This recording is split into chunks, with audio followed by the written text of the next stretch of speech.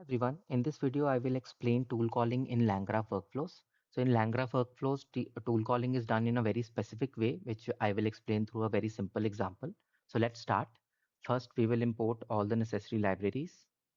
Then we will initialize our LLM. Here also I'm using Grok LLM because it's free. To understand how to use Grok API for free in LangChain, please click on the link in description. Next, I will just define a very simple tool. The tool name is multiply, and it simply takes two integers and returns the product of those two numbers. I will bind this tool with the LLM. So now it will become LLM with tools. So simply we pass the tool in the list. So if we have multiple tools, we pass all the multiple tools, like for example, tool 2, tool 3, like this we pass in form of a list. Here we have only one tool, so we will pass it like this. So now to demonstrate how tool calling returns what output it returns, we will simply ask this a question and invoke this LLM bit tools and see what the output looks like. So if you can see here, the content of the output is null or blank, but a tool call method is called where the arguments are there and name of the tool is there and all other information is there. So as it is, this output doesn't seem very good. So this is basically just LLM bit tool, the output that is returned from the LLM. Right now, the tool we have not called yet. So to call that tool, we will have to extract this information, the arguments and the name of the tool, and we will have to call that tool. So there can be a Python code, custom Python code to do that, to call every tool. And in LangGraph, they have predefined new tool node, which can be used within LangGraph as it is, and we don't have to write any code there. So I will explain how it works, and I will compare it with the Python code also. So now we will define the LangGraph workflow with tool calling. Again, the same tool. Here, the mandatory part is that we have to always provide the docstring. Otherwise, this tool node will not work. Okay, so this is mandatory for the because internally it uses the docstring to understand what each tool does. So that is mandatory. And then we just define a list of tools, and we define the LLM bit tools by binding tools with this list. Then we define our state of our graph. Here we have only one field, which is messages, and it is annotated with add messages reducer. So it is very similar to operator.add, but it is more optimized for LangGraph messages or LangChain messages. And we keep a list of messages inside this, and the type of each message will be base message. It can be a system message, it can be a human message, it can be an agent message. So that's why we have kept the type as base message. So now we will start defining our nodes. So first we will define our chat node. So chat node, what it will do, it will take the messages and it will send all the messages to LLM bit tools, and then the response will be sent to the messages. So to append all the messages, so here we, since we are using a reducer, to append messages, we always send this output in form of a list, so that every new message that is generated by chat node will be appended and not overwritten. Okay. So next we define the tool node. Here we already have a predefined library, predefined import from LangGraph, which is called tool node. So we can simply use it as it is, and then we just have to pass the tools list of tools that we have defined. So if I compare it with the Python corresponding Python code, we can see that in the official documentation of LangGraph. So here, this is the code which is written to Python code, which defines a tool node, where we have to first define this dictionary tool by name, where we just simply keep the name of all the tools and corresponding tool with this, and then we use it in this.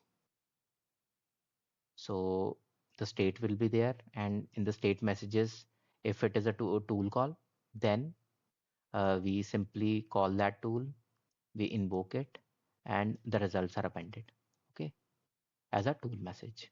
So since we have base message, so our output can be a tool message also. So here, this is a Python code. but I think this same code they have written inside this tool node, which we simply, if simply pass the tools, we can use it as it is. We don't have to write any Python code. So there are a few more things here, so which I will explain. First, we initialize the graph, then we add these two nodes, the chat node as well as the tool node. Then our entry point will be the chat node. Now this is a interesting part where we add a conditional edge starting from chat node. Chat node is nothing but the LLM call. Okay. So from chat node, we simply pass this tools condition, which is also predefined within LangGraph, LangGraph pre-built. So what it does is that it will check whether the output coming from the chat node is of type agent. If it is of type agent, then it will directly connect with the end. If it is of type tool, then it will connect to the tool node automatically. So this step will automatically take care of all the conditional edges required. And then this is another very important point. Whenever we are going to the tool node, we should always go back to the chat node from there. We should not exit from there, because the output coming from the tool node will simply be this output. Return A into B. Let's say here we are using this tool. So it will take input. Let's say it took input 3 and 2. So the output will always be 6, and sometimes it can be less intuitive. So this 6 should always go back to the LLM, to the chat node, and then the final output should always be generated by the chat node. So that's why this edge is very important. These are predefined in nature, this one as well as this one. So here the tool node is already defined. We did not have to do anything here. So if I try to display the graph, you will understand better. So here if you see the chat node we have defined in Python, tool node is already available. So from here to here, these conditional edges are predefined by this tools condition. Okay. And then this edge we have defined ourselves. If you see here, tools to chat node. So whatever output is coming from the tools, it should first go to chat node, and then the final output should be generated. Okay. And then all these messages will be, and the tool node output of the tool node will also be saved in the messages field in the state, and it will be appended as an output. I will try to stream also one of the examples and show how the output coming from each node is generated. Okay. So let's first try to invoke with one message and see how the output looks like. So the output is coming from the final output will always come from the chat node only. Okay. So here if you see, hello, nice to meet you. And but we don't know whether a tool was called in this process or not. So to understand whether a tool was called, we will try to stream it and try to output the each return the output of each node. Let me run this. So here only one node was called, chat node, and the messages was AI message. So that means the tool was not called, so it never went here, it directly came to end. Okay. So now I will try to run another example where I'm trying to ask a question which might require a multiplication tool. Okay. So if I ask this, here also this will return the final output only.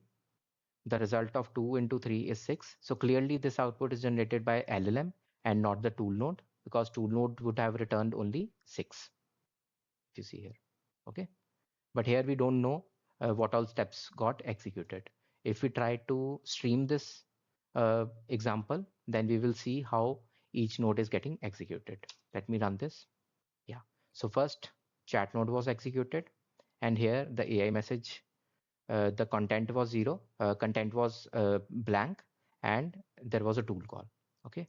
So since there was a tool call, it went to tool node, and the output from tool was the content was 6 and name was multiply. Here if you can see, the arguments are also available, the name is available. So once this goes directly to tool node, it will automatically take care, it will automatically take all the arguments, it will automatically understand which tool has to be called.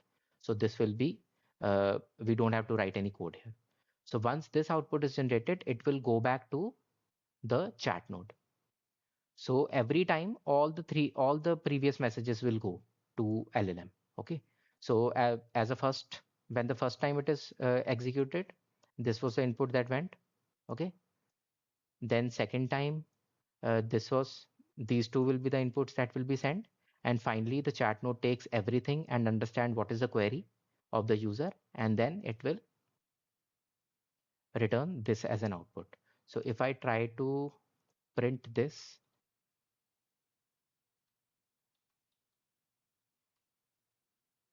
you will see how the messages are getting generated. Yeah, so these are all the messages. So for m in out dot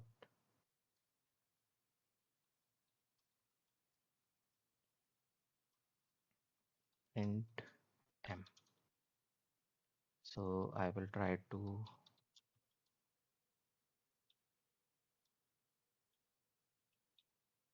yeah.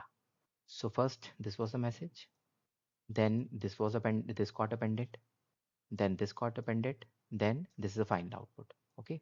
So when the final output has to be generated, all these things will be sent to LLM. So LLM automatically knows that what is the user query, then what was the tool that was called, what was the output of that tool, and then what should be the final answer. So it will automatically understand what final output has to be returned. If we add multiple tools in this process and then we ask a complex question that, okay, if we have added a tool for addition also, for subtraction also, and we ask a question, multiply two numbers and then subtract three from there, and then so we will be able to see that it will be calling multiple tools one after another, or maybe in single call also it can tell what all tools have to be called, and then it will generate an output. So this was all about how to use tool calling within LangGraph. So this is the most important part, that whenever an output is coming, it has to go to chat node, and chat node is the one which should return the final output always. Okay. So this was all about tool calling. Thank you for watching this video. Bye.